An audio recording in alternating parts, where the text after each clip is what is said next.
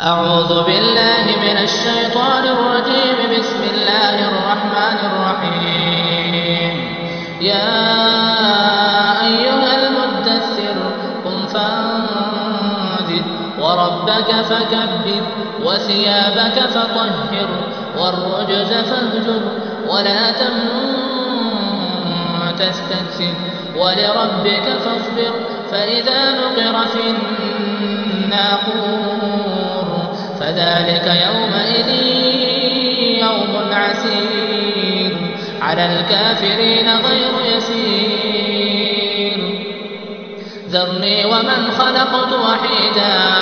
وجعلت له مالا ممدودا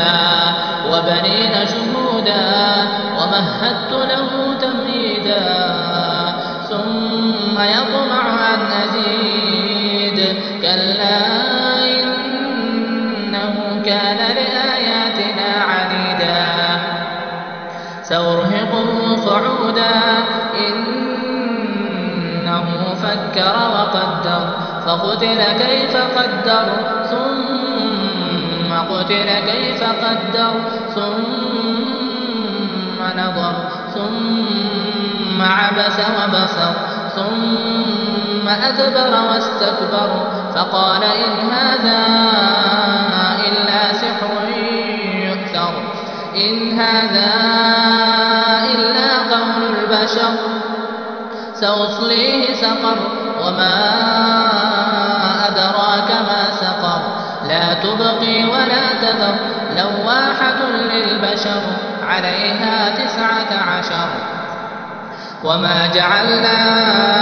أصحاب النار إلا ملائكة وما جعلنا عدتهم إلا فتنة للذين كفروا ليستيقن الذين أوتوا الكتاب ويزداد الذين آمنوا إيمانهم ولا يرتاب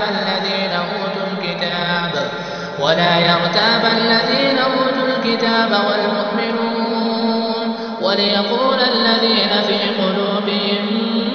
مرض والكافرون ماذا أراد الله بهذا مثلا كذلك يضل الله من يشاء ويهدي من يشاء وما يعلم جنود ربك إلا هو ما هي إلا ذكرى للبشر كلا والقمر والليل إذ أدبر والصبح إذا أسفر إنها لإحدى الكبر نذيرا للبشر لمن شاء منكم أن يتقدم أو يتأخر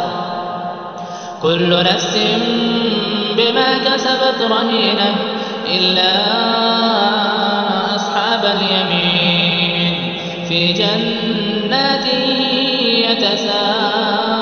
يتساءلون عن المجرمين ما سلككم في سقر قالوا لم نك من المصلين ولم نك نطعم المسكين وكنا نخوض مع الخائضين وكنا نكذب بيوم الدين حتى أتانا اليقين فما تنفعهم شفاعة الشافعين فما لهم عن التذكرة معرضين كأنهم حمر مستنفرة فرت من قسورة